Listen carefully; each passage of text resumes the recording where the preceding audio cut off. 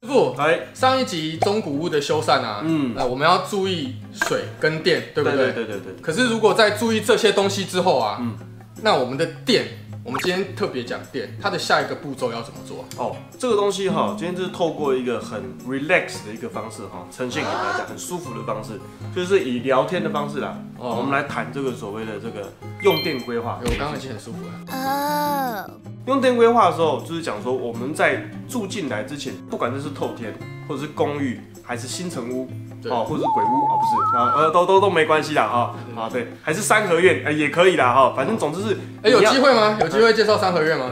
如果有机会的话，这比较传统。啊，对，如果人家愿意让我们拍，我们也可以拍三合院。我比较喜欢那种对传统的东西，纸扎的就不用了。对，不用。就像我觉得一个观念非常好，就是从以前流传到可能现在已经断掉。我觉得这个美的不能忘掉。哦，美的不能忘掉，就是一定要三妻四妾。好。那我们就言归正传啦，我们来提到这个所谓的用电规划，大部分人都是会想说我的家具要怎么摆，我的隔间要怎么摆，但是很少人会去注意到，那你的电线要怎么拉？比如说师傅这边常遇到一个问题，打电话来，师傅这个可不可以增加一个什么，增加一个电源什么，是不是？可是通常我们看到现场的时候，装潢都包起来没辙，因为他当初可能统包承包的人员并没有跟他提到这一块。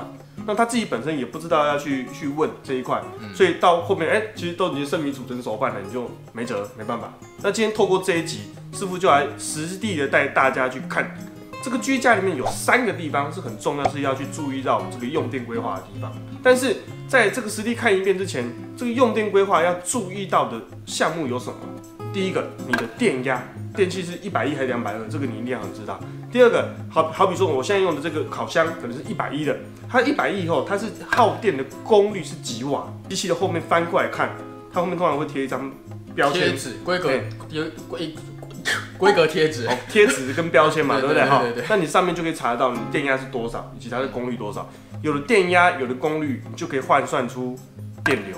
功率 W 除以我们的电压是 voltage， 就是 V， 对不对？好，那算出来就是我们的 I， 好，这就是电流大小。透过这样子简单的计算，就知道这个同电压底下的这些设备总共会吃掉有多少的电流。因为我们单一个专用回路里面的最高的上限就是20安培。20安培。因为这个是考虑到的线径跟它的安全值的关系，我们都是设定在20安培。好，那我们就实际带大家来了解这3个地方的用电规划该怎么做。Go！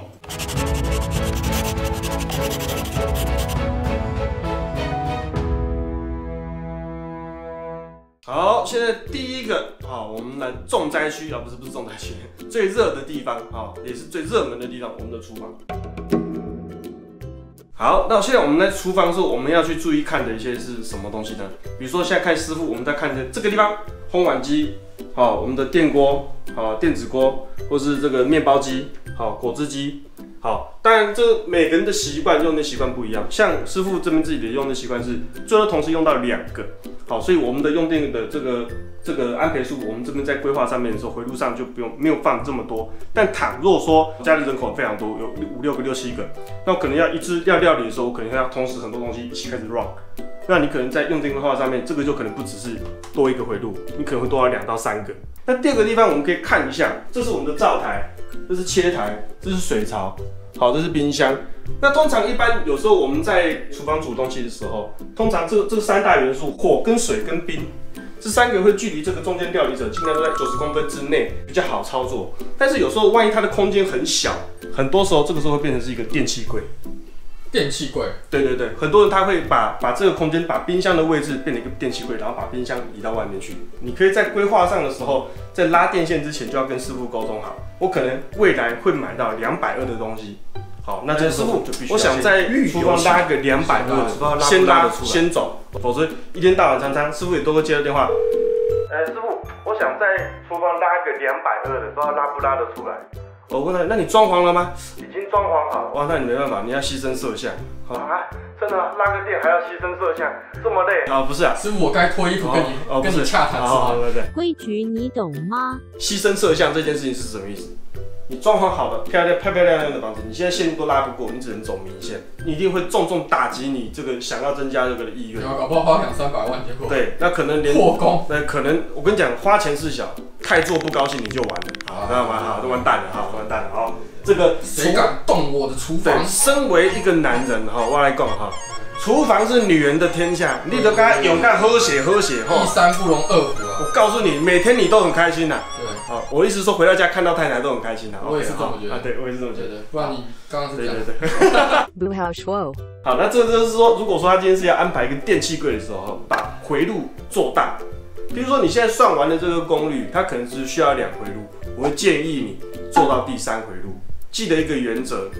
用电跟灯具一样，大来小用。其次，除了这个电器柜以外，尤其在新式的住宅里面，他们甚至会是在我们这个洗手台的底部也增加独立的电源。有人会在厨房底下放一台过滤器兼冰温热的开饮机。那甚至有的人呢，他会把这个抽屉这个放瓶瓶罐罐的地方呢，他把它改变，它变成什么呢？它变成一个洗碗机。那你也去考虑到这些洗碗机的用电规格是什么？它的消耗电量是如何？你这个都要去注意到。好，那我们再往这边看，像这个东西是吃瓦斯的棒棒炉，对不对？对。好，那有的人就不是，比如说像师傅的一个亲戚一个妹婿，他家里用的是什么？是 IH 炉。IH 炉的话，那他要用电的电量就非常大咯。哦，全部 Power Max 的时候，他做那3口的 Power Max 的时候，它的这个电量可能要8平方的电线才拉得动，否则有的人用太细的电源哈，可能你这个会有安全上的疑虑。好，我们来看是什么东西需要我们事前的规划呢？请看，就是这一台对不对？有点眼熟啊，有点眼熟。对，这个暖风机啊，暖风机。那为什么要讲这个暖风机？有时候通常我们在讲家中，如果你特别怕冷，或是正已经生了 baby， 还是家中有老人家，我都非常推荐你。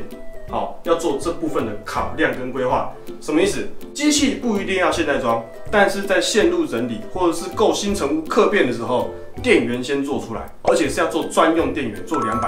不然我们常常一天到晚也是听到有些人没有专用电源，天花板也装潢好了怎么办？正常来讲，浴室的这个110专用电源，如果有的话，我们还可以勉为其难的从这个地方改上去，改一个110的机种。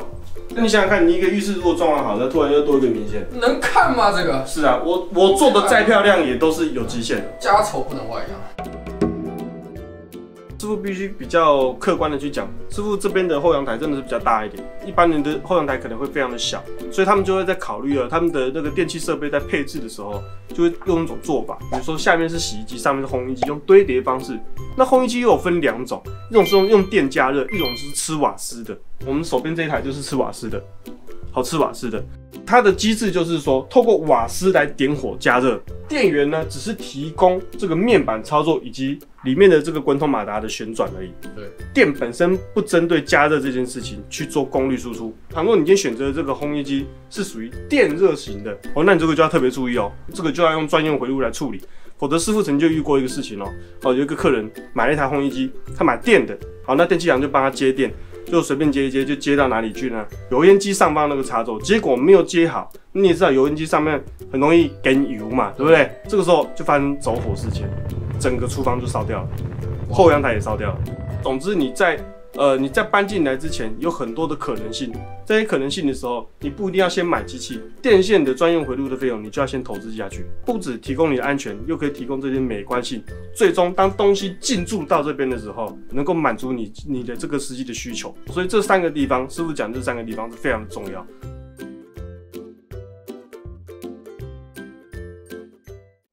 我看完这么多地方才知道，原来这些地方配线，应该说配这些电路这么重要，尤其是厨房，对，尤其是太座。Happy wife, happy life。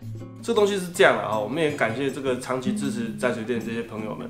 好，这段时间常常我们都会我们之前可能都是用一些实作的影片给大家 demo 一下，看一下，或是教学一下，或参考一下，或是献丑，但让大家笑一下都无所谓。但有时候我们也会换另外一个思考的模式。我们今天就透过这种所谓的知识性的传达、观念的传递，观念正确了，你做的事情才会正确。Do the right thing right。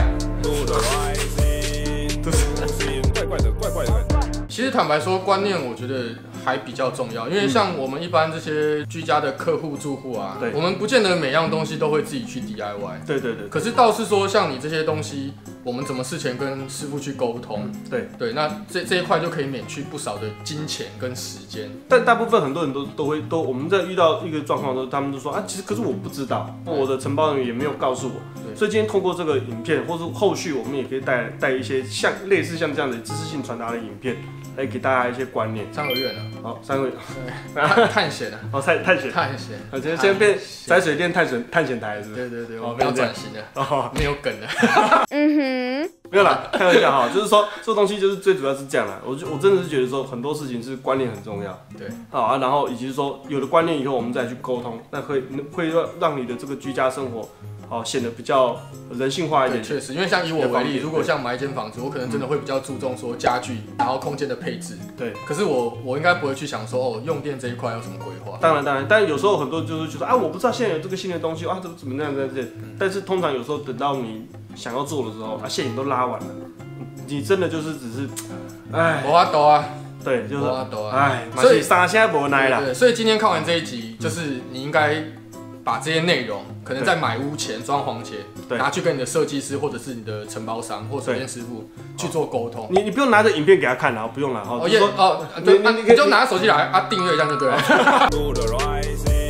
开玩笑哈，就是最主要就是说，我们透过这个影片，你有了这个知识，有这个 knowledge is power， 对不对？好，这个东西就是这样。你有这个知识的时候，你才能够去决定说，这个东西这个导向是要怎么走。我今晚要行 international。Win CC English subtitle。Home repair，nice home repair。Thank you everybody. You English good.